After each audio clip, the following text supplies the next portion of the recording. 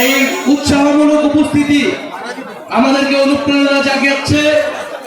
ইনশাআল্লাহ দেশ গড়ার ডাক দিয়ে আমরা যে নতুন বাংলাদেশের পুনর্গঠনের আহ্বান জানিয়ে এই পদযাত্রা শুরু করেছি, এই পদযাত্রা বাংলাদেশের প্রতিটি জেলায় উপজেলায় গ্রামে গঞ্জে আলোড়িত করবে, এটাই আমাদের প্রত্যাশা। প্রিয় কুড়িগ্রামবাসী, প্রিয় রাজারহাটবাসী, আপনারা জানেন 2024-এ গণঅভ্যুত্থানের মধ্য দিয়ে স্বৈরাচারী ফ্যাসিস্ট হাসিনা সরকারের পতন ঘটেছে। এই ফ্যাসিস্ট হাসিনা সরকারের পতন আমাদের মনে করিয়ে দেয় কোন স্বৈরাচার, কোন ফেরাউন ক্ষমতার মসনদে চিরকাল টিকে থাকতে পারে না।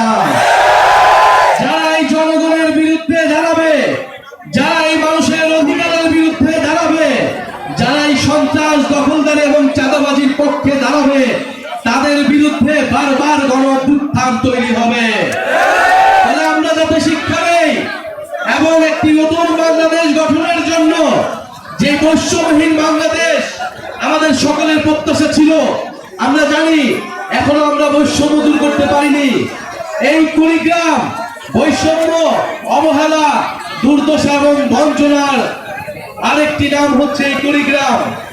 ফলে কুড়িগ্রাম এই সীমান্তবর্তী এলাকা, এইখানে আমাদের বৈষম্য দূর করতে কাজ করতে হবে।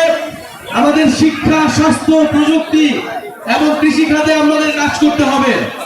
সরকারের কাছে আমরা আহ্বান জানাই যে অবশ্যই কুড়িগ্রামের দিকে তারা তাকাবে এবং অর্থনৈতিক এবং আঞ্চলিক বৈষম্যের শিকার যাতে কুড়িগ্রামে না হয় সে বিষয়ে বিশেষ খেয়াল রাখতে হবে। প্রিয় শিক্ষার্থী ভাই বোনেরা, আমরা লড়াই করেছিলাম একটা নতুন বাংলাদেশের জন্য।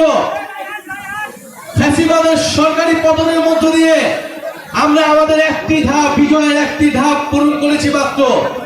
আমাদের দ্বিতীয় ধাপ পূরণ করতে হলে বাংলাদেশকে নতুন ভাবে গঠন করতে হবে।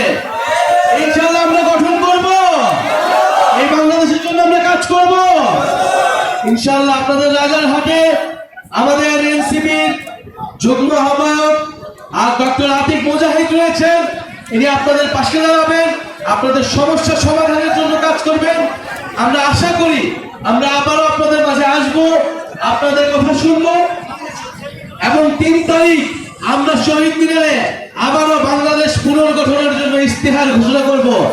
আপনাদেরকে অগ্রিম দাওয়াত দিয়ে গেলাম, 5ই আগস্ট যেভাবে আপনারা ঢাকায় এসেছিলেন, 3ই আগস্ট শহীদ মিনারে আবার দেখা হবে আপনাদের আমাদের সাথে। যারা ব্যর্থ করতে যাচ্ছে, এই গণঅভ্যুত্থানের বিরুদ্ধে যারা ষড়যন্ত্র করতে যাচ্ছে, তাদের বিরুদ্ধে প্রতিহত আমরা করবো 3ই আগস্ট শহীদ মিনারে। প্রিয় বন্ধুগণ, আরেকটি বিষয় ঘোষণা করতে চাই যে আমরা গতকাল দেখেছি একটি নিউজ যে চট্টগ্রামের পটিয়াতে আমাদের বৈষম্য বিরোধী ছাত্র আন্দোলনের এই গণঅভ্যুত্থানের সৈনিকদেরকে আবারও আক্রমণ করা হয়েছে, আবারও পুলিশে হামলা করা হয়েছে। আমরা হুঁশিয়ারি দিতে চাই, যদি আবারও এই গণঅভ্যুত্থানের অগ্রনায়কদের, আমার শিক্ষার্থী ভাই বোনদের উপরে নির্মম ভাবে, অন্যায় ভাবে কেউ হাত তোলে, তাহলে কিন্তু এর ফলাফল ভালো হবে না। আমরা আর কোনো আনাহারি চাই না, আমরা চাই পুলিশের সংস্কার হবে, পুলিশ অন্যায় ভাবে কারোর উপর হাত তুলবে না। জনগণের জায়গা থেকে আমরা আইনের প্রতি শ্রদ্ধাশীল হব এবং সকলে মিলে একটি শান্তিপূর্ণ বাংলাদেশ গড়ে তুলব। ইনশাআল্লাহ আপনাদের সাথে আবারও দেখা হবে। কুড়িগ্রামের পথে প্রান্তরে আমরা আছি, সারা বাংলাদেশের 64 জেলায় এনসিপির বার্তা আপনারা ছড়িয়ে দেন। আপনারা 24 আমাদের উপর আস্থা রেখেছেন, আপনারা আরেকবার আমাদের উপর আস্থা রাখেন। আমরা দায়িত্ব নিতে চাই, আপনারা যারা মুরব্বীরা আছেন আমাদের অভিভাবকত্ব গ্রহণ করুন, আমাদের পাশে এসে দাঁড়ান। যারা ছাত্রছাত্রী ভাই বোনেরা আছেন তারা আমাদের সাথে এসে দাঁড়ান। ইনশাআল্লাহ জাতীয় নাগরিক পার্টি আগামীর বাংলাদেশ, আগামীর ভবিষ্যৎ গড়ে তুলবে।